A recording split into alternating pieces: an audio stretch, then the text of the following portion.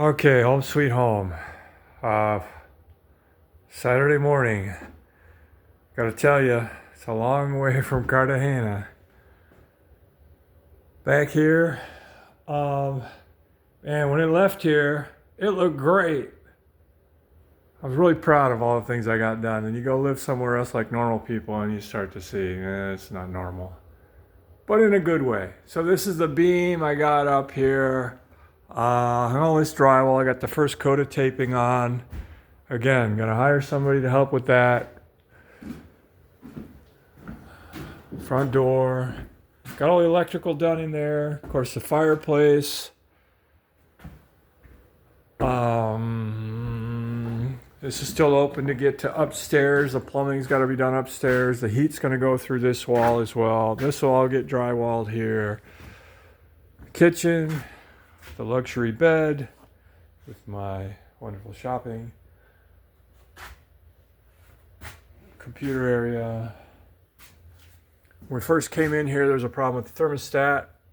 It was, what was it in here? I think it was 33 degrees. Well, it was it said low. Anyway, got the heat furnace working. It's 47 on up to 67. Bathroom, need a plumber in here to get some of these drains working. Toilet works, shower works-ish. Redid all the tile. Tile looks nice.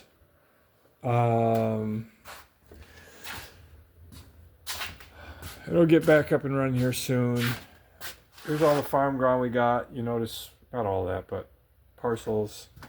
So this part of the tour, and then we come here.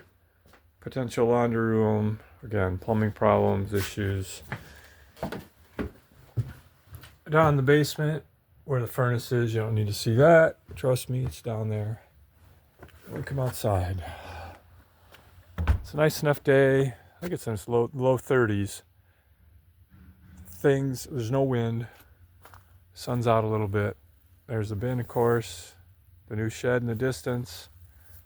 Some of the fields around here. This is going to be corn this year around here. There's the pump house. I'm waiting to turn, I don't want to jinx myself. I'm waiting to turn the well on, the pump, until I know the temperature is up. So I'm going to give the furnace another half hour or so. Then I'll go in to that old milk parlor and turn on the pump. So Dad drove me up here today. There's this truck, and we're out here. You know, you open the door. So far, it's been going pretty good. You want to say hi to your fans? Hi, fans. All right, so Dad's opening up all the tools in the sheds. We lock all these boxes up. If you like tools, there's some of them. So we put them all away on all these shelves. I haven't tried to start this tractor here yet. There's no leaks below it, which is a good sign. Haven't tried to start the grain truck yet. Let's see if there's any leaks under here. I haven't been over here yet. I think that leak was there last year. So pallet jack. Then we get over into this other side. All more tools. Just kind of opening things up. Everything appears to be here. I got the van started. It started right up. No real problems. Then I came over to the truck. The battery's completely dead. 1 point whatever volts. So I hooked this conditioner up to it now. It should take 24 hours. Basically, it was a brand new battery 6 months ago. It just got fried or whatever over the winter. I might have to change that. Drill, planter, tine weeder. I haven't got to these two tractors yet. This is the one we rebuilt the front end on last year, big expense, or had it rebuilt. We're going to put the GPS again in this tractor.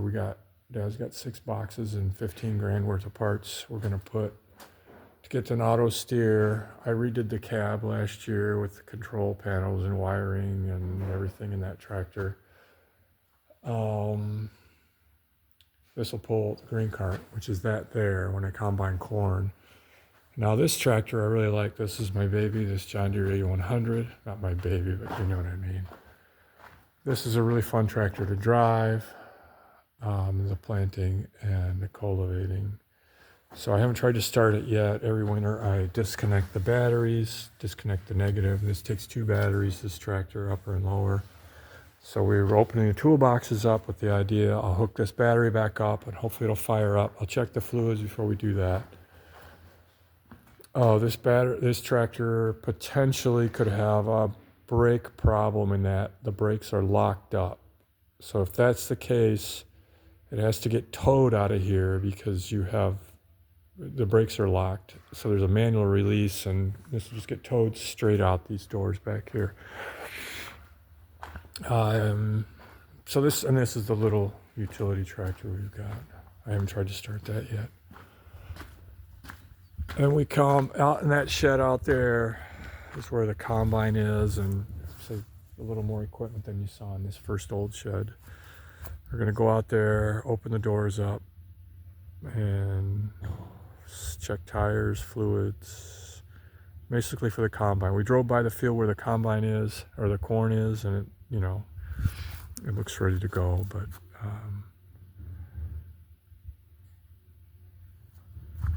so that's the other reality. So Natalie, if you watch this, you talk about kind of straddling 2 worlds with some of the things you're doing and how they're completely different. Well, they're not completely different, but they're in at times a kind of a tension, or they're in competition, or they're running into each other. Well, at least here, my 2 different worlds of Spanish and farm they're very different, but they don't really, they complement each other nicely.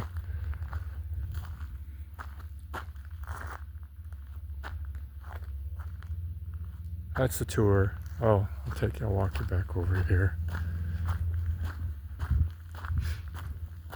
I give up mowing the grass here. I like seeing just the growth and the so-called weeds. So this is a type